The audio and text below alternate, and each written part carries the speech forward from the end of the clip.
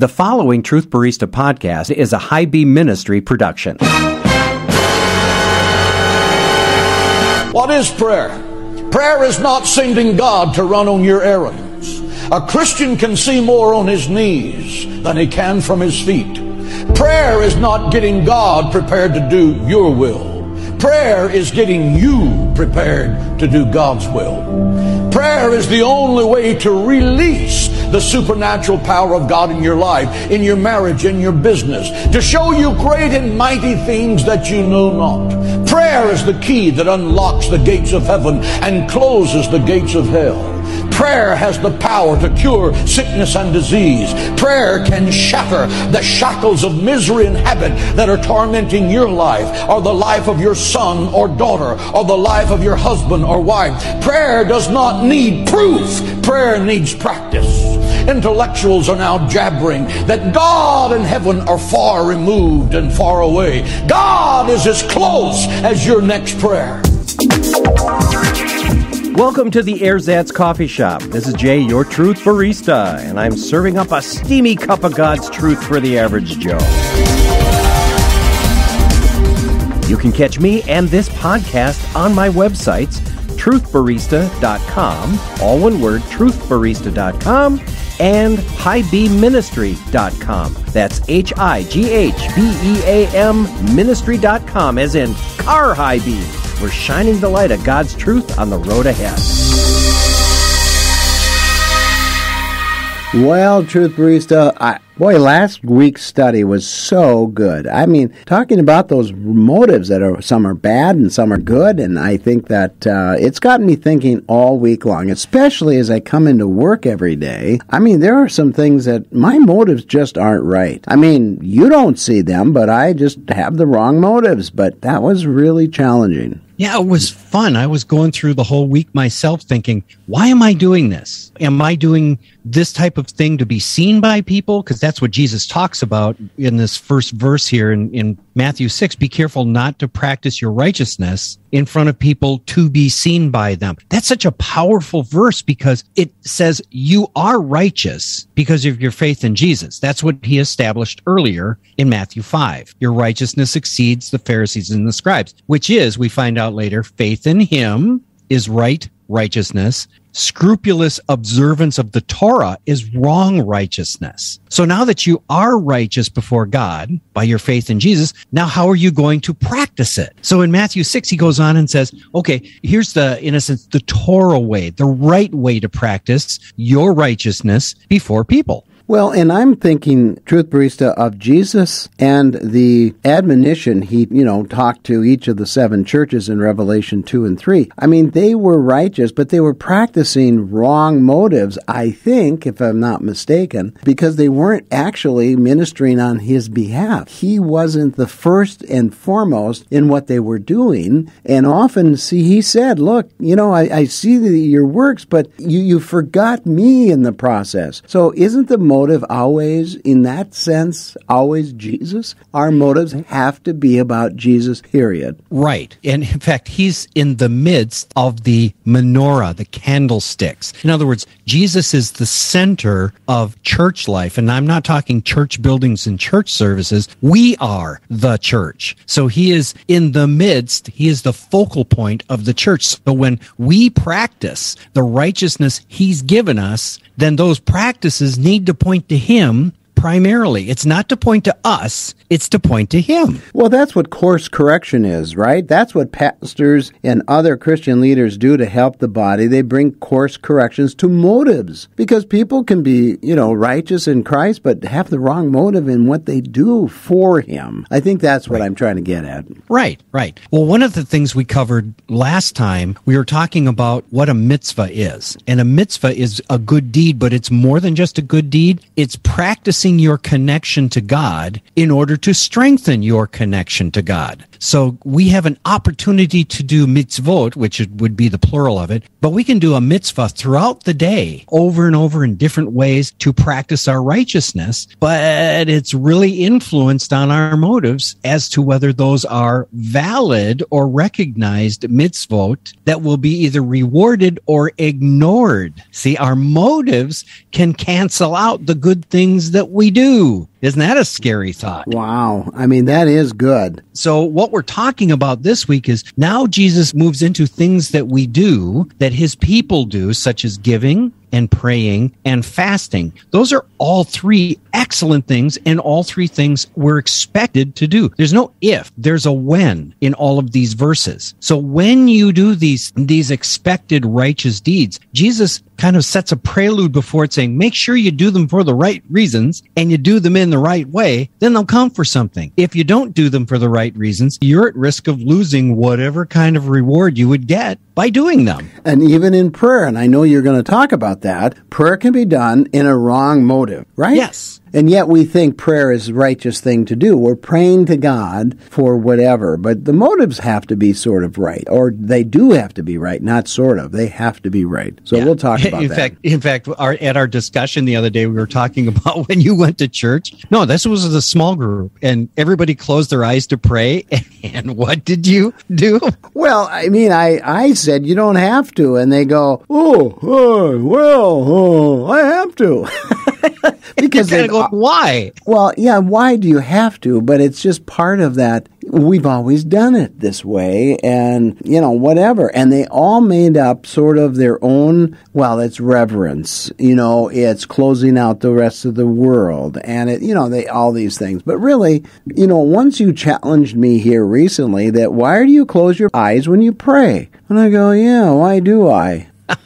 It's a church culture. It's what we've learned, right? Mm-hmm. In fact, I like to keep my eyes open when I pray, especially when I'm praying for people at an altar or something, because, there is this experience where some people get so overcome with the power of God, they just kind of fall out, okay? Some people think that's legit. Some people don't. I think it is legit. But I don't want to have my eyes closed if I'm praying for somebody and they fall out. I want to be there to help them. Right. I don't want them to crash to the ground. I have a friend, this is no joke, when I've prayed for a meal, I bowed my head, closed my eyes, and he's eating my food. While I'm praying, he's digging into my mashed potatoes and and I'm looking at it when I open my eyes and go, holy cow, something has been after my food. And here he was eating it while I was praying. Disrespect. So let me ask, do I know this person? Oh, yeah. You know this person. Okay. He wouldn't happen to live in Las Vegas, would he? Well, I'm not incriminating anybody, but that's what happened. Are you saying you'll neither confirm or deny? No, but I've learned to keep my eyes open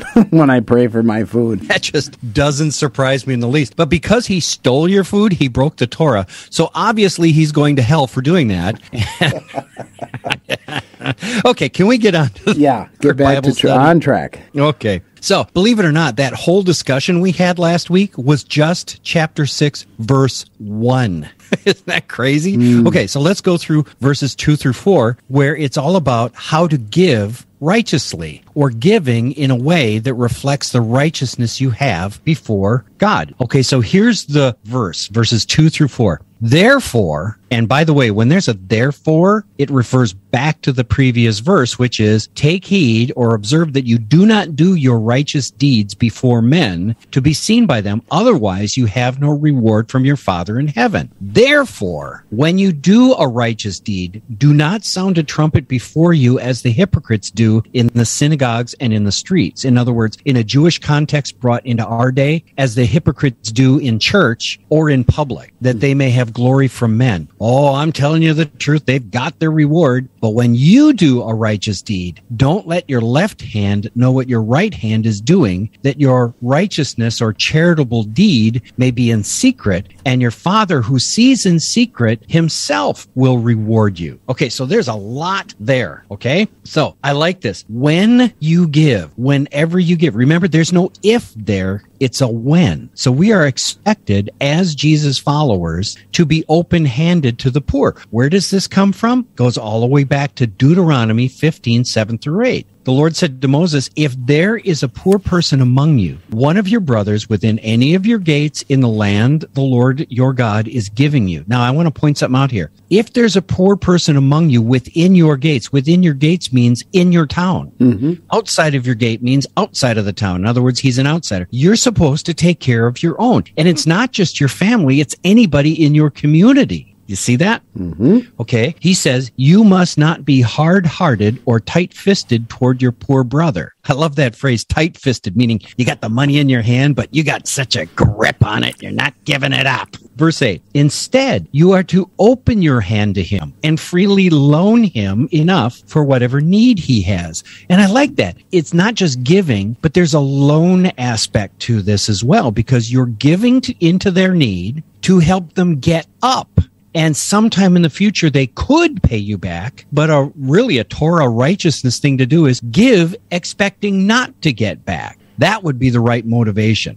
Okay, here's what Proverbs 19:7 says. Kindness to the poor is a loan to the Lord, and he will give a reward to the lender. See, that fits right in what Jesus said. If you do your deeds righteously, you get a reward. Why? Because you're loaning to the Lord through your righteous deed, and the Lord will reward you. That's the loan coming back to you. Here, Proverbs 28:20. The one who gives to the poor will not be in need, but one who turns his eyes away will receive many curses. How do you like them apples? Wow, that's something else. Truth Barista, it just seems to me that it's almost like you don't need to be seeking for the credit. It doesn't matter who gets the credit. Because I think the motive sometimes is, well, I'm going to give to this brother, and I'm going to make a big thing out of it, and therefore everyone goes, oh, look how generous and kind and nice this person is. So if you are trying to do things for appearance only, you have no reward with God. Your appearance, or your getting credit for, is your reward, right? Isn't that what Jesus ultimately said? So if you're getting recognition. Sure, and that is your reward. But if you really want, reward from the Lord, you do it in secret, no public appearance, no big splash. You don't get credit for it. Nobody knows who's doing the good deed, period. So let me ask you a question. Would you rather get recognized by a million people for something you've done, or would you rather be recognized personally by the Lord for what you've done? Well, flesh-wise, I want everyone to admire me.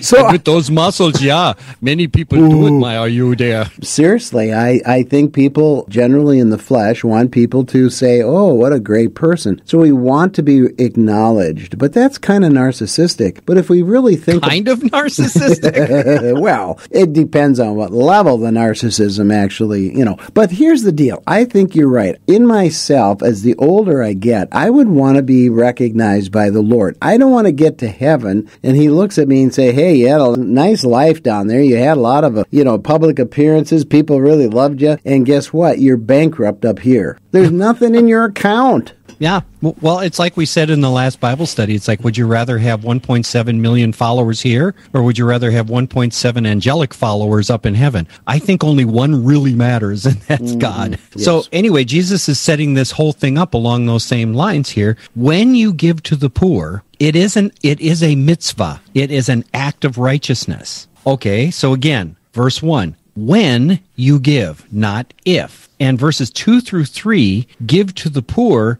In Strong's 4160, it says, when you do something for the poor. It's not just giving them money. You're doing something for them. And in many cases, it could just be money. But how about taking a poor person down to the employment office if the poor person doesn't have a car? I know a guy who's basically his closet full of clothes is threadbare. I had a fellow congregation member who took him out and bought him 4 sets of clothing that he could wear throughout the week at his new job, and actually to wear them to interviews in order to get a job. And guess what? He got the job. So this was a mitzvah. I'm not going to say who the name is because I don't want them to lose their reward. But that's a great example. When you do something for the poor person. Well, I'm going to do something for you, Truth Barista, because I think you're poor in coffee. And I think I'm going to do it secretly. I'm not going to let you know who's going to do it and how it's all going to come. But when we come back from a short break, you're going to have a full cup of coffee there to bless you. Then I will shut my eyes and let you surprise me. You know, sometimes I think I've heard everything. And then I came across the High B Ministry website. I was blown away. I had no idea how much I could learn about God, the Bible, and life issues from the weekly Truth Barista podcast and Frothy Thoughts blog. Yep, there it was. Riveting discussions, incredible Bible studies, and even a few really dumb jokes. And now I don't want to miss one podcast or one blog post drop. So I hit the subscribe button on the webpage. Now when I get a weekly email notice of a new podcast or blog post, I grab a cup of joe and settle down for some scintillating insights. Why don't you do the same? Go to highbeamministry.com. All one word, highbeamministry.com, as in car high beams. Check it out. Hey, you kids, get off my lawn!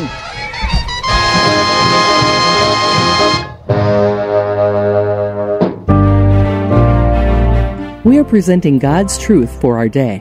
You're listening to The Truth Barista, a production of highbeamministry.com. You know, while you were gone, I was reading the Beatitudes, and I think I found one in here that said, "Blessed are the poor in coffee, for they shall be refilled." I think that's just awesome. Wow. Wow, Truth Barista. I love that. You should write a whole new, a Bible according to the Truth Barista. I mean, there could be some interesting verses in there. Yeah, we could set them up in chapter and verses like First Truth Barista, chapter 4, verse 1.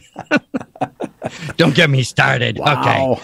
So here we go. Back to the text. When you do something for the poor, do not sound a trumpet before you. Now that's kind of, what are they talking about there? You know, because I haven't seen too many people in churches that are blowing trumpets whenever they're giving their offering, right?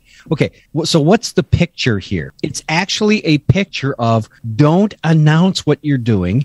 Don't draw attention to ourselves versus not letting the left hand know what the right hand is doing. You know, so it's drawing attention versus doing it just ordinarily, whatever. I've seen people take this to the extreme, and it really is kind of a ridiculous extreme where, they're in church and it's time for the offering. And so they take out their checkbook and they're filling out their check, but they're hiding it under their arm so nobody can see them.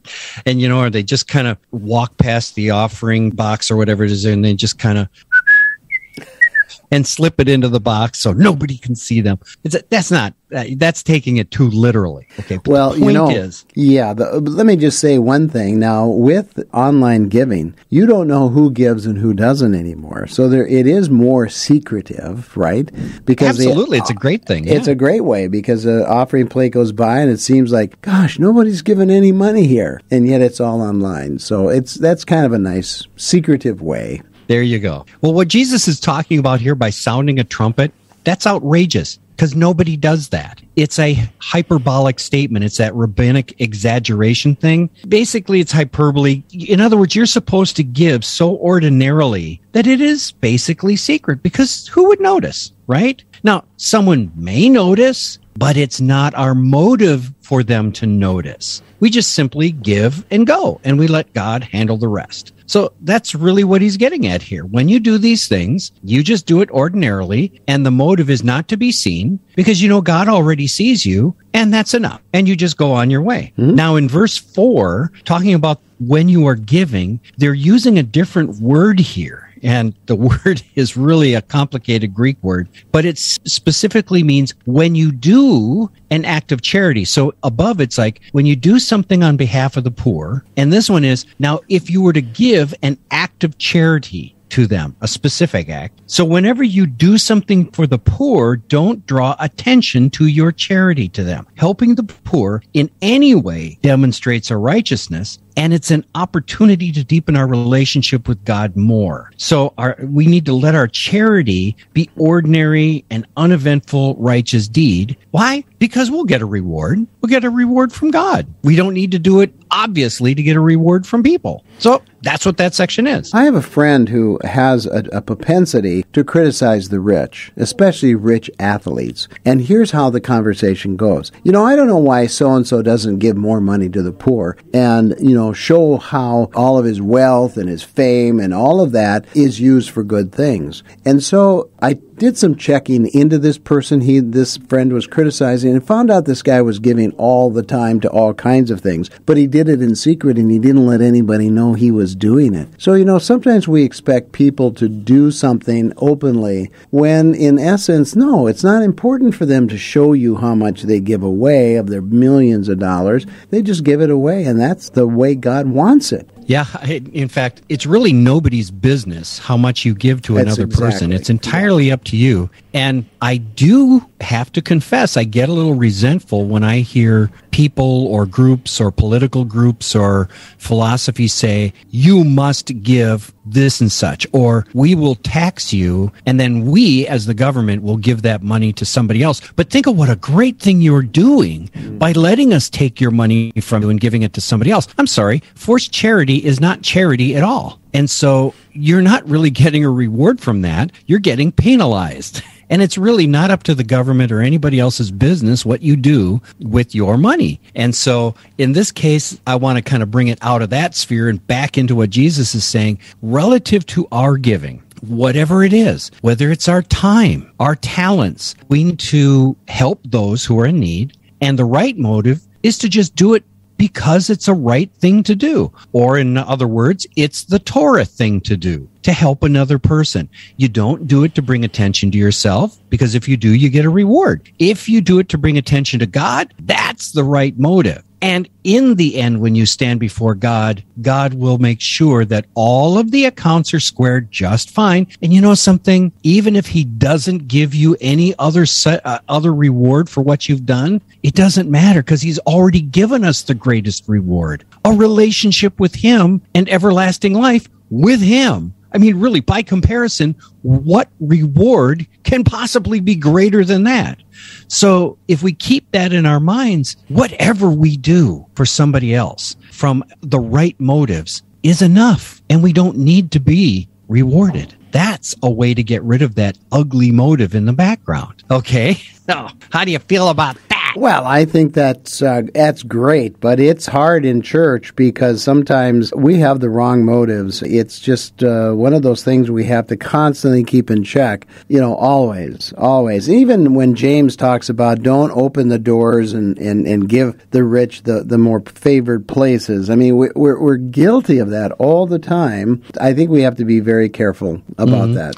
Well, I just need to crow about the current congregation that I'm attending right now, which shall go nameless because God will give them their reward. But the worship leader from the front, every time we meet in every service, puts up a slide that says, if you're going to give, that's between you and God. Don't pass the offering plate here. There are boxes in the back. Here are the other ways to give. Okay, let's go on with the service. Seriously, that's about as involved as it gets. And you know something? That congregation meets that congregation's financial needs over and above the budget. It's really incredible that when we handle finances the right way, and we are open-handed and not tight-fisted toward those in need, God is more than willing to fill up our hands with even more so that we can give more. And that's really what Paul says in 2 Corinthians 9. I was just going to say, Truth Barista, you've read the statistics like I have, that evangelical Christians, I'm saying that way because that's what I'm a part of, so I know that group more than others, but they say that evangelical Christians give about 7% give a tithe, and the rest they give something. And how do you feel about that? That's up to them. Okay. How do you like that? Wow, that's a good answer. I mean, I appreciate that. But as you know, most churches will teach on a tithe, or 10%.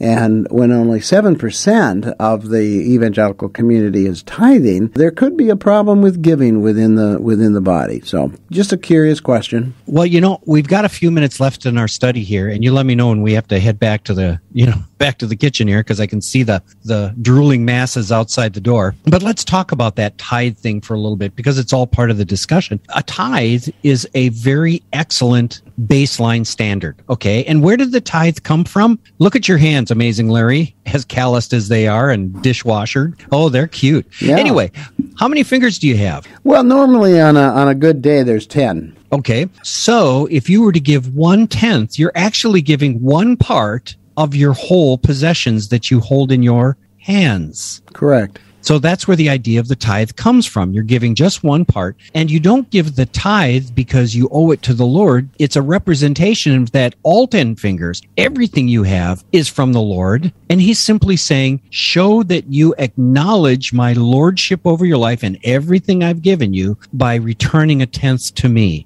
And I'm just like, that's amazing, Lord, even though 100% of what I have should go back to you. But God says, you have needs. I give to your needs. You're the poor person. Mm-hmm. So I give to you. You can give 1/10 back to me. And by the way, that 1/10 goes to the poor person. Now, here's a thing in the Torah. You gave 1/10 of your produce back to the Lord. Where did that 1/10 go to? Well, part of it was burned up as a whole burnt offering. It was the Lord's. It just goes away. The other remaining part of the tithes would go to support the priesthood in the temple. Why? Because that's their job. How are they going to eat if they don't get a tithe? So the tithes were not just money. It was animals. They got to eat the meat. Some of the tithes were the first fruits of the produce of regional farms in Israel. So this is how you kept your priesthood going. So in a sense, you give a tithe to the church. Some of it just goes to the Lord. And I know some churches that give it out 1/10 out to other organizations. The other 90%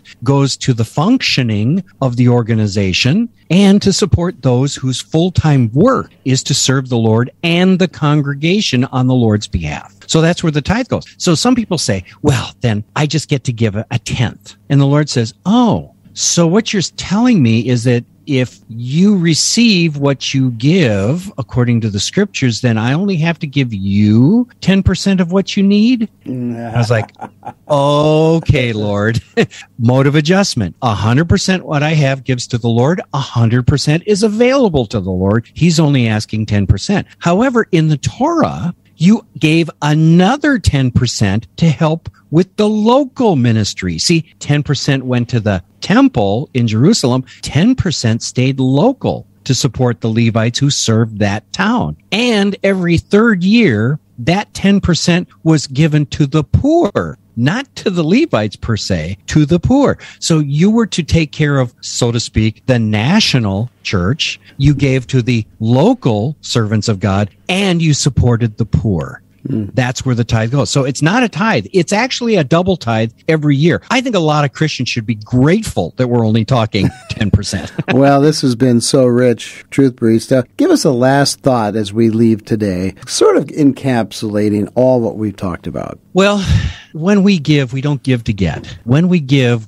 because we've been given to. What the Lord has given us far exceeds anything we could ever return to Him. And it's really the right motive if we surrender all to Him as He surrendered all to us. And really, if we keep that in mind, by giving to the poor, we're simply helping to recognizing their worth. And in doing so, by giving to the poor, we're actually blessing them and blessing the Lord as we give. God has everything under control. There's nothing happening today that He hasn't foreseen. No matter what may be happening in your life or the society in which we live, He is still in control. With God always in control means that He will see you through whatever you're facing. Trust God and see what He does in your favor today. Thanks for listening.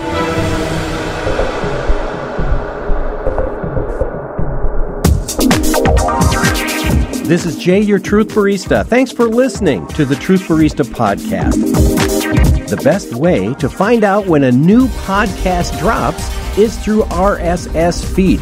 Go to our website, look for the RSS button, press it, and then enter your email. You'll be notified when a new podcast drops.